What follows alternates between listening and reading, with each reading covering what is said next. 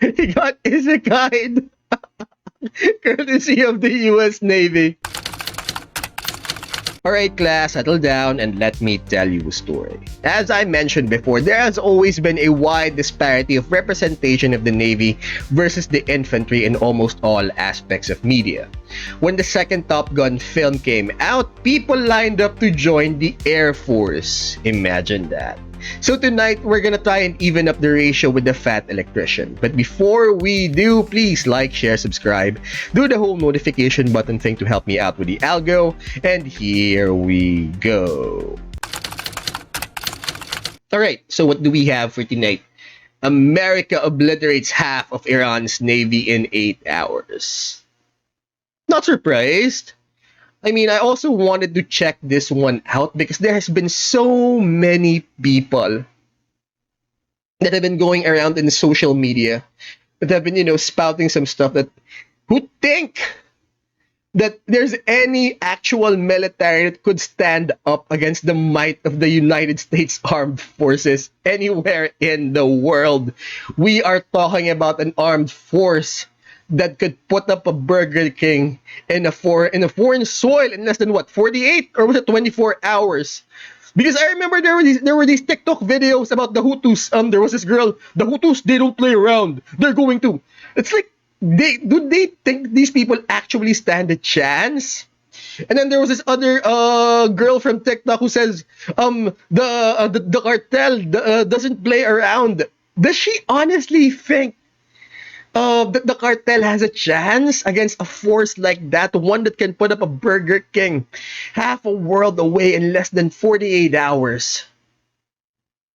And it's like, there was this one other guy that's, keep posting up on TikTok that, that they're threatening ICE agents or immigration agents that, watch out, or else, they're going to regret or they're going to see why I'm under medication. Like, really, my dude, a guy under medication is going to stand up against an armed dude with a military training? Like, so many people and their delusions. Anyways, we're here to cure some people of that delusion, how America obliterated half of Iran's navy in 8 hours. Ah, yes, the time that the U.S. Navy got upset and destroyed half of Iran's entire naval fleet in a single 8-hour workday. Why did it get upset? Today we're talking about Operation Praying Mantis. Ooh. But real quick, this video is sponsored by Zydax Custom Gaming PCs. They are all built right here in America with American-based tech support and a lifetime warranty. It's the computer that I use and the one that I would recommend. I'll have it linked down below if you want to check them out. Let's get to this video. All right, important background info. 1980, Iraq decided to invade Iran. Why? Don't really care. Not pertinent to the story. However, at the end of that war, Iran decides, hey, we're going to pull a page out of the old Art of War by Sun Tzu. We're going to cut off the enemy supply lines, deprive the enemy of nice things. It's going to work out great. Wow. Iraq's got a weak navy. We're going to wipe out their navy, and then every time they send out an oil tanker through the Persian Gulf, we're going to blow that up. So they can't sell any liquid dinosaur. So Iran's gonna put up a blockade, and I'm guessing the US didn't like that, and they're going to tangle over it. They can't make any money. They go broke. We win the war. Hooray. It's a solid plan. Yep. So they do exactly that. Then Kuwait comes out of left field and they're like, hey, we've been financially backing Iraq through this entire war for the past 7 years. We need to make sure they win so we can get our money back. So we're going to go ahead and let Iraq use our oil tankers to export oil. So Iran is like, well, that's an easy problem to solve. I'll just blow up all the Kuwaiti oil tankers as well, which is exactly what they do. But here's the catch. Kuwait at this point in time is like the one major exporter of oil that wasn't really part of OPEC. Meaning that they were selling oil on the global market significantly cheaper than everybody else, driving down the entire oil market. So OPEC is like, imagine a cartel for oil, except, they're not illegal because they're the only ones who sell oil. OPEC is that particular organization in the Middle East that dictates the price of oil simply because they're the ones who sell it. And now that their oil tankers are getting blown up as well, it means that Kuwait can no longer sell oil on the cheap, meaning that Iran has now inadvertently committed the cardinal sin of the late 20th century, raising gas prices. Yep. Now the entire Western world looks over at the Persian Gulf like, the fuck? Yeah. The ghost of Sun Tzu sitting there shaking his head like, that's the one exception. I would have messed with any supply line except for that one because we all know what happens next. Yeah, America then proceeds that to is one badass line. In God we trust and everything else we track. Like I said, guys, Burger King, 48 hours. Just naval convoy operations since World War II send them into the Persian Gulf to protect Kuwaiti oil tankers. It is at this moment that Iran should have been like, well, that's unfortunate, time to figure out plan B because this obviously is not going to work out. But However, no plan B. they decide that they're going to double down. What they're going to do is they're going to take a bunch of magnetic underwater mines and they're just going to spread Did them they out touch all over the the Persian boats? Gulf in international waters, and that's not going to have any consequences At all. at all. So fast forward, April 14th, 1988, the USS Samuel B. Roberts, a guided missile frigate, which is basically brand new at this point. This is like its first big operation, is out there escorting a Kuwaiti oil tanker, and it runs into a minefield, hits a mine, blows up the keel of the ship. The keel is this bottom part right here. It like supports and stabilizes the structure. So this is like the main situation during the Spanish-American War? Of the entire ship. And it gets blown completely in half. At this point, the only thing holding this boat together is the actual deck. 1 second, everything's fine. The next second, there's a 15-foot wide hole in the bottom of the ship. Everything's on fire. And so, Iran inadvertently touched America's boat. Water is rushing in. The USS Samuel B. Roberts took on half of its weight in water in the first minute. This is a catastrophic amount of damage that would sink 99% of ships. What about the people below deck? The crew of the USS Samuel B. Roberts had already been winning competitions for having the best damage control crew in the Navy. So the entire crew gets to work. They're putting out fires. They're plugging holes. They're literally cinching the hull together with steel cables trying to stabilize it because the only thing holding it together is a deck at this point. Over the course of the next 5 hours, the entire crew fights their ass off and somehow manages to keep it together under control and limp the ship all the way back to Dubai where they can get it to a port. And the most incredible part of all of it, not a single American was killed, only 10 men were injured during the fire and the initial explosion. So the crew survived, the boat's basically completely destroyed. Then America sends in an underwater crew, figure out what happened. They find the remnants of the mine. They check out the other mines. Yep, they're Iranian. At this point, now somebody has to inform the president because this is a big deal. And the president at this point in time is, let me check my notes, fucking Ronald Reagan. I'm from the government and I'm here to help. So they go ahead and brief Ronald Reagan on everything that happened. He's super happy that everybody survived. And he's like, okay, well, here's what we're going to do. We're going to issue a proportional response. And what the U.S. Navy heard was awesome. All right, so here's the thing. Iran currently has 3 oil rigs in the Persian Gulf that are not being used for drilling oil, but as military bases for their naval operations. So the U.S. Navy is going to go ahead and take out all 3 of those. Now, I don't really know what the guided missile frigate to oil rig exchange ratio is, but we're going to go ahead and err on the side of caution and say that it's not quite proportional enough yet. See, we're talking about an armed force that believes putting up a Burger King halfway across the world within 48 hours is a priority. So a proportionate response can't definitely be considered a reasonable one.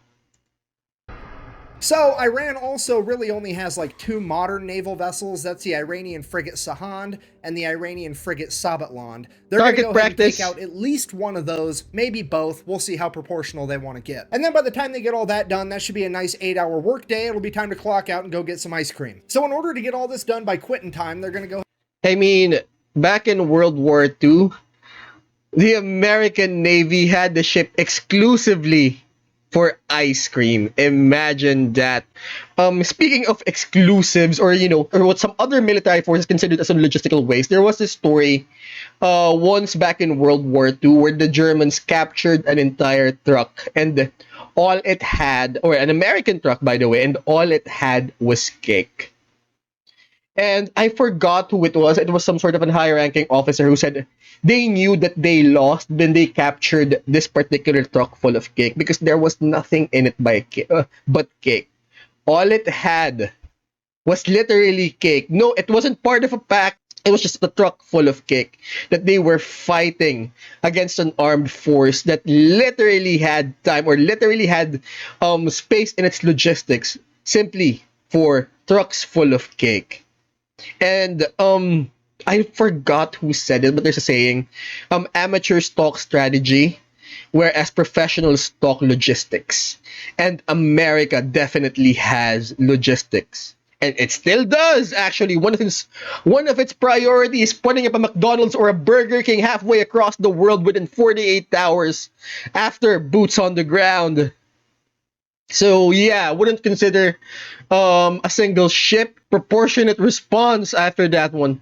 Go ahead and establish 3 different surface attack groups. Each group is going to have 2 destroyers and 1 bonus ship. That bonus ship is either going to be an amphibious landing ship or a frigate. Either way, they're all going to be identified as Bravo, Charlie, and Delta. Bravo group is tasked with taking out 2 oil rigs. Charlie group is tasked with taking out the 1 remaining oil rig. And Delta's mission is to go hunt down those 2 frigates and take them out. And then, just for insurance purposes, we're also going to have the USS Enterprise parked right outside the Persian Gulf to provide air support, in case we need it. So, April 18th, 1988, they don't need 4 it. days after the mining of the USS Samuel B. Roberts, Like I said, Operation Praying Mantis goes into full swing.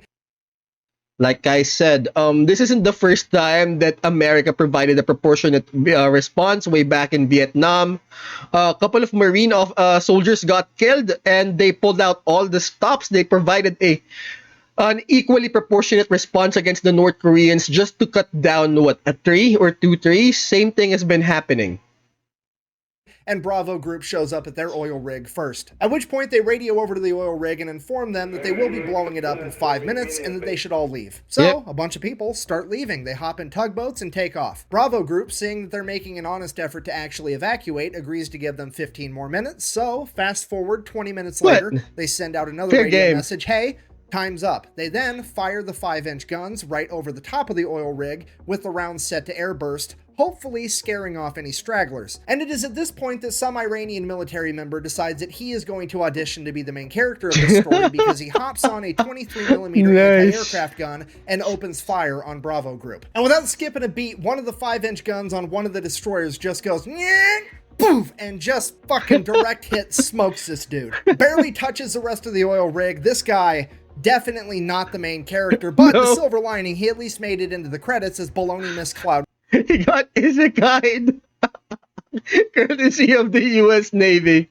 Number 1. Now, obviously, I'm paraphrasing here, but at this point, Bravo group radios over to the oil rig one last time, something along the lines of, hey, does anybody else need to find out what it's like to chew 5 gum? Or are you fuckers ready to quit? The oil rig finally radios back and is like, yeah, please cease fire. We're gonna leave. So all the Iranian military members leave. Bravo group decides to open up on it for a little bit with the 5-inch guns before sending over a couple of Hueys full of Marines. The Marines hop out, place some demo charges, hop back on the helicopters, take off. The entire oil rig blows up, and already things are getting more proportional. Nice. And while all that was happening, Charlie group made it to their first oil rig. Wouldn't have that resulted into an oil spill? I mean, you know what? Fuck them. They just tangled with the Iranian Navy. I doubt the environment's gonna be much of a concern afterwards. As well, and pretty much the exact same thing played out. The only differences were Charlie group didn't have Marines to place the demo charges, they had Navy SEALs, and when the Iranians opened up with the 23mm anti-aircraft guns, they just decided to keep firing 5-inch shells at the oil platform until it burst into flames and burnt the entire thing to the ground. At which point, the commander of the destroyer kind of looks over at the Navy SEAls and is like, sorry, I guess you guys get to sit this one out. Oh, mission got canceled? Early lunch. Good. And while all that's going down, Bravo group's already making their way over to the third oil rig, at which point they pick up something on radar, and it's definitely another enemy ship headed right towards them. And at this point, you have to remember, this is the late 1980s. None of the American sailors have seen naval warfare on this scale. The pucker factor is on. They are getting harpoon missiles ready, and they are about to get in like one of the biggest naval fights since World War II. At which point, whoever's in charge of Bravo group decides to take a deep breath, and they're like, okay, let's send up a helicopter real quick just to verify that it's actually an enemy ship. So the helicopter goes up, radios back to Bravo group. It's definitely a warship, but it's a Soviet destroyer. At which point everybody's like, what? What is happening right now? So they radio over to this Russian destroyer and they're like, what are your intentions? And the Russian commander radios back in broken English. I swear to God, this is a real quote. I'm just here to take pictures for history.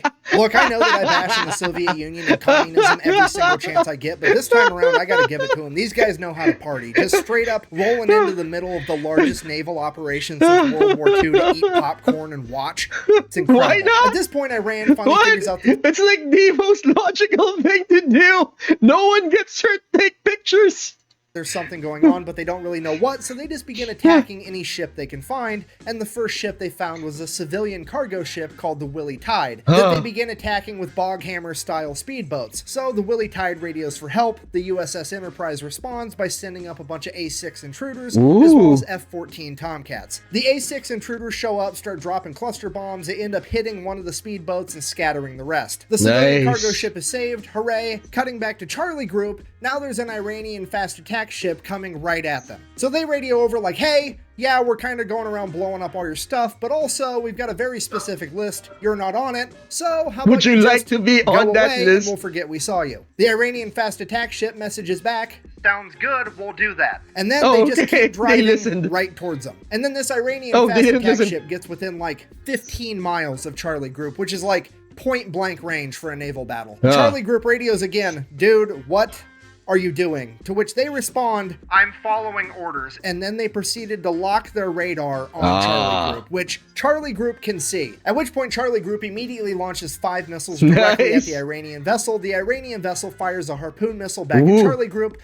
Both groups now have missiles in the air screaming towards one another. The Americans launch countermeasures, shooting up chaff rockets that end up catching the harpoon missile. Wait, they have countermeasures on ships too? The Iranian vessel, on the other hand, did not have any countermeasures capable of stopping the newer technology behind the American missiles. Of course. And it would end up getting sunk pretty much immediately. Then, before anybody can really even fully digest what just happened, radar picks up 3 Iranian F-4s screaming towards Charlie Group. Charlie Group then turns, fires a bunch of surface-to-air missiles at the F-4s. The F-4s see him coming. They're like, oh shit. They pop a U-turn and try to outrun them. F-4s, while they are extremely fast, can't outrun missiles, so one of the missiles ends up blowing a wing off one of the F-4s. Now America has taken out an entire naval vessel and an F-4 that they did not plan on taking out, and it's throwing off all of our proportions. And wait, do all of these constitute half of Iran's navy? Because of that, American leadership orders Bravo Group to stand down. We're not going to go take out that third oil rig. And right as soon as that order gets given out, Delta Group chimes in and is like, hey, we found that frigate we were looking for. So now nobody knows what to do, because on one hand, things are already getting out of control, but on the other hand, we really want to take out these frigates. So what? I mean, you can't go home with a full rack of ammunition. So, American leadership decides, well, we might not even have to make a hard decision. Maybe that's not even the frigate and the radar's wrong. Why don't you go ahead and send a couple A6 intruders over, do a flyby. They can verify that it's actually this new modern frigate, and if it is, we'll make a decision from there. Or so they thought, because the A6 pilots are about to decide that they are, in fact, the main characters of this story. You see, the USS Enterprise and its aircraft aren't really supposed to be doing a whole lot. They're more or less just there for insurance. In fact, they're only allowed to engage the enemy under one of 2 conditions. One, the President of the United States signs off on it, which is actually what happened with the speedboats earlier. Or 2, they get fired upon first. So they got told to go fly by this boat to verify and they get fired upon frigate, but they didn't get told how to fly by the boat, so they didn't say how close. 50 feet above the water and just gun it, and they buzz the entire ship. So the ship opens fire with its AA guns, but these planes are so low to the water, the AA guns can't actually aim down low enough, so all the anti-aircraft fire goes right over the top of them. They continue to stay low enough till they get out of anti-aircraft gun range, and then they pull up, at which point the ship launches a bunch of surface-to-air missiles at them. They drop chaff as a countermeasure, takes care of those, no big deal. They then go around, do a U-turn, send a radio message to this frigate, I'm going to sink you now. Which they can now legally do, because remember, the ship fired on them first. You fell victim to one of the classic blunders. So the A6 fires an anti-ship harpoon missile, and the second they pull the trigger on that, the fire control team from the USS Enterprise is like, what the fuck are you doing? We're not supposed to be killing things yet. And the A6s are like, look, they fired us first. Them's the rules. And the USS Enterprise is like, holy shit, okay, I guess.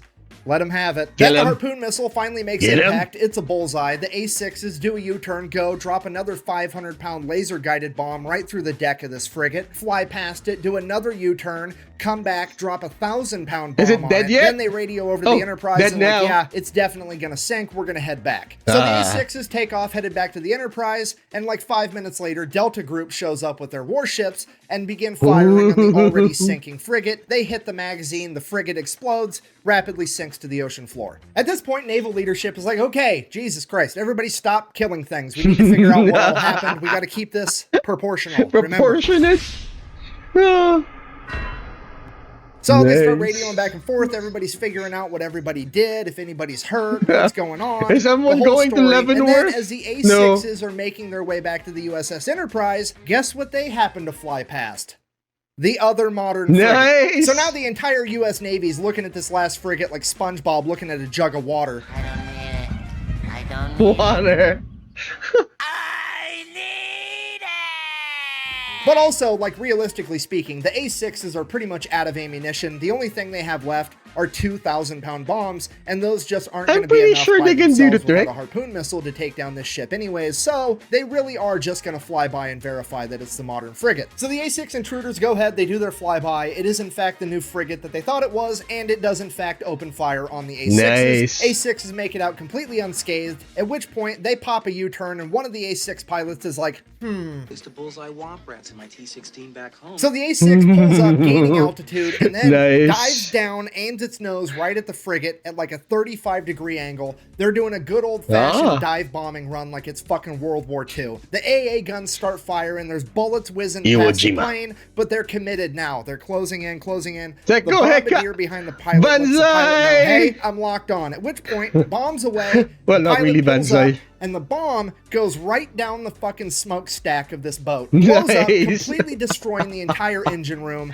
That frigate is now dead in the water with no power. The A6s go ahead and radio in that they have completely disabled this frigate, at which point the American leadership calls a complete ceasefire. They're going to go ahead and let Right, that cut it up, frigate boys. survive, get towed off, potentially be repaired. With the US Navy having effectively disabled or destroyed over half of Iran's functioning navy, the US military decides to call it a good day. Yep. Ends Operation Not bad. Mantis. We all get to live happily ever after.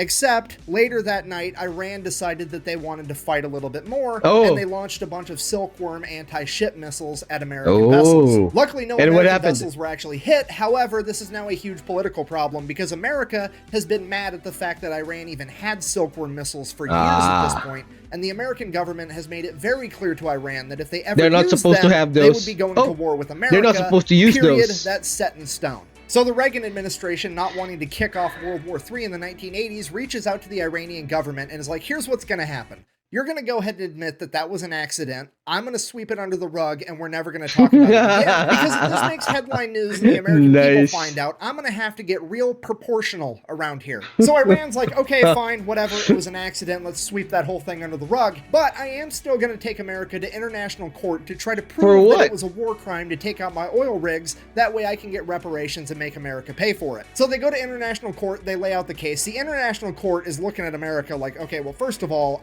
you're the fraction people. I don't know how you think that this is proportionate, but it definitely wasn't. Second of all, according to the Amity Act, you absolutely should not have attacked their oil rigs. This is probably a war crime. At which point the representative for America is like, well, actually, if you read the Amity Treaty between Iran and the United States, it only talks about ships and Can someone put it down in the comments? What's inside this Amity Treaty? boats. It don't say shit about oil rigs, Oil meaning rigs. I wasn't obligated Oh, to there's some not lawyering. attack those oil rigs. At which point the court is like, Oh, hold on. Fucking, he's right, son of a bitch. Okay, well, I guess America's innocent, because I've said it once and I'll say it again. It's never a war crime the first time. And now for the best part of the entire story. America now proceeds to go over to Dubai, pick up what's left of the USS Samuel B. Roberts, tow it all the way back to Maine, then take the ship out of the water, get it in dry dock, cut out the entire damaged section of the ship, including the engine compartment, build another module to fit in its place. This thing weighs like 300 tons. They jack it up, weld it right where it's at, get everything rehooked up, reconnected. And this boat is back out on the ocean 1 year later on April 1st, 1989. It then goes on. this was back in the 80s, people. Imagine that. To get recommissioned and serves in the Navy until 2015. I mean, playing Battleship against America's gotta suck, right? Like, haha, I've sunk your frigate. And America's like, first of all, no, you didn't. Second of all, fuck your entire Navy as it picks up your board and just throws it at the wall. So in conclusion, if you do ever find yourself being the leader of a foreign nation one day, the best advice that I can possibly give you is Don't A, touch the boats. do whatever you can to not raise gas prices, and B, whatever you do not fuck with America's boats. We do not like that shit. Thank you for watching. Best way to support the channel is like, comment, subscribe. Maybe go buy some merch at thefatelectrician.com. Quack bang, out. Bye! Thank you for watching, guys. Now, if you want me to check out other stories here on YouTube, please let me know in the comments. We upload every Monday, Wednesday, and Friday at 12 p.m. Eastern Standard. Please like, share, subscribe, do the whole notification button thing to help me out with the algo. And don't forget to check out our Twitch channel where you can catch me do this live. Now, class dismissed.